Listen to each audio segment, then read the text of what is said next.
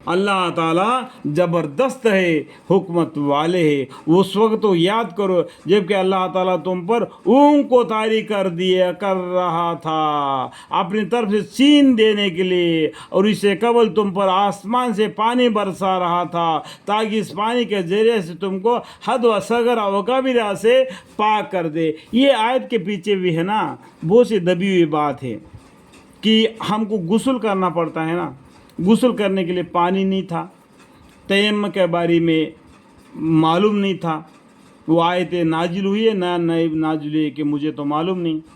تو صحابوں کو غسل کرنے کے لیے جب بارش گرتا تھا تو اس پر وہ لوگ جس طریقے سے نہائے، وہ حدیث ہم کو گواہ ہے، ہم حدیث سے ہم کو معلوم پڑ جاتا ہے۔ اس لیے میں بتاتا ہوں بار بار تم حدیثوں کو بھی پڑھو، اسے قرآن کے آیتوں کی جو دبی ہوئی معنی آپ کو معلوم ہو جائے گا۔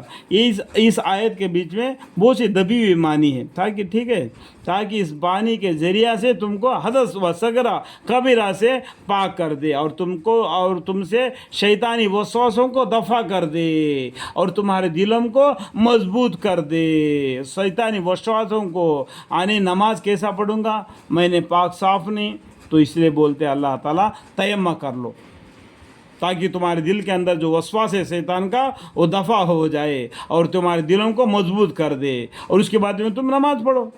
جب تم کو پانی ملے تو تم غسل کر لو، جب تم کو پانی ملے تم وضو بنا لو اور نماز پڑھو، اگر نہ ملے تو تیمم کر لو۔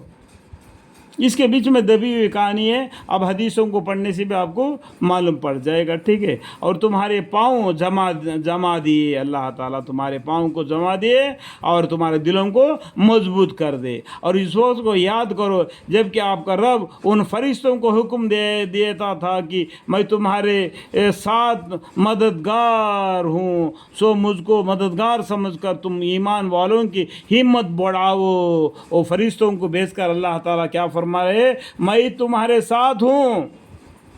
جب آپ کے رب ان فرشتوں کو حکم دیتا تھا کہ میں تمہارے ساتھ مددگار ہوں، سو مجھ کو مددگار سمجھ کر تم ایمان والوں کی ہمت بڑھاؤ۔ میں ابھی کفار کے قلوب میں رعب ڈال دیتا ہوں، سو تم کفار کے گردنوں پر مارو اور ان کے پور کو مارو۔ اللہ تعالیٰ کیا بولتے ہیں، ان کے پور کو مار کو، یعنی دنیا میں اسلامی باقی رہے، ہمت بڑھائی۔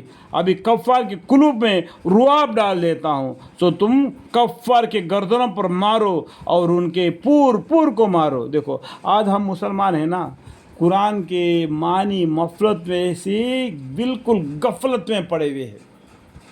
اگر وہ لوگ اتنا عزت نہیں دیتے جتنا عزت قرآن کو دینا چاہیے، بس کپڑے میں لپٹ کر اوپر رکھ دیتے ہیں کہ کپڑے اسے نکالنا، کپڑا کھولنا، پڑھنا بڑی بات ہے، اس لیے وہ پیچھے رہ جاتے ہیں۔ یہ کافر لوگ ہیں نا، وہ قرآن کے بارے میں پڑھتے ہیں، اس آیت کو لے کے مسلمانوں میں چرچا کرتے ہیں، دیکھو تمہارے قرآن میں یہ آیت لکھی ہوئی ہے، یہ انسانیت کے خلاف ہے کیا نہیں، کہ گردنوں پر مارو اور ان کے پور کو مارو۔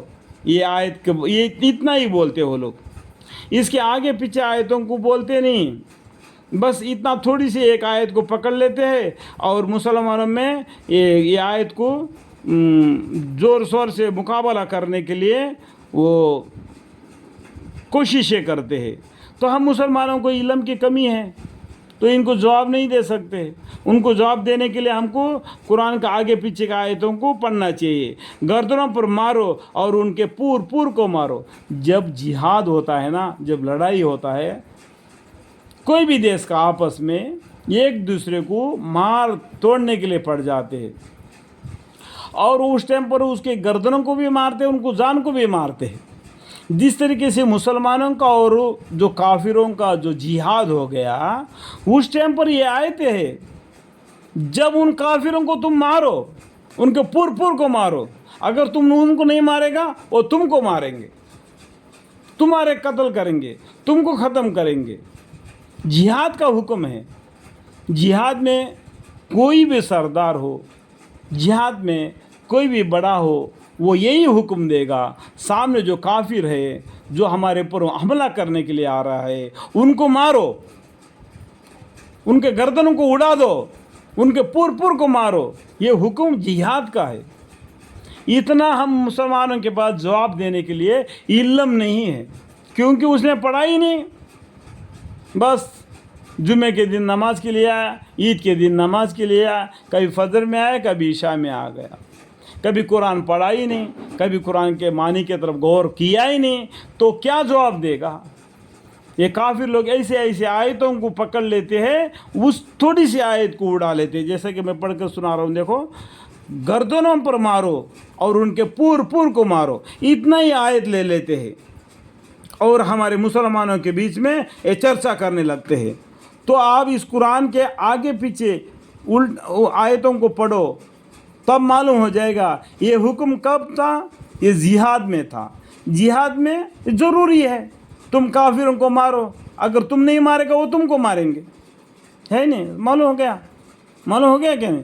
یہ سزا اس لیے ہے کہ انہوں نے اللہ کی اور رسول صلی اللہ علیہ وسلم کی مخالفت کی۔ یہ لوگوں نے اللہ کی مخالفت کی، رسول اللہ صلی اللہ علیہ وسلم کی مخالفت کی۔ یہ لوگ دین اسلام کو دنیا میں مٹانا چاہتے تھے، اس لیے یہ جہاد کے لیے مسلمانوں کے اوپر آ گئے۔ اس ٹائم پر تم لوگ ان کے گردنوں کو مارو، ان کے پور کو مارو۔ سمجھ میں آئے گا؟ ابھی بات سمجھ میں آئے گا کہ نہیں؟ یہ سزا اس لیے ہے کہ انہوں نے اللہ کی اور اس کے رسول صلی اللہ علیہ وسلم کی مخالفت کی، اور جو اللہ اور اس کے رسول صلی اللہ علیہ وسلم کی مخالفت کرتا ہے سو اللہ تعالیٰ اس کو سخت سزا دے دیتے ہیں، دنیا میں بھی اور آخرت میں بھی۔ یہاں تک کہ میرے بیان کے درمیان میں جو بھی غلطی کوتاہی اگر مجھ سے ہو گئی تو اللہ مجھے معاف فرمائے۔ اللہ جو علم والے ہیں مجھے علم عطا فرمائے۔ وقل رب زدنی علما وقل رب زدنی علما قال رب اشرح لي صدري ويسر لي امري واحلل عقدة من لساني يفقهوا قولي آمين۔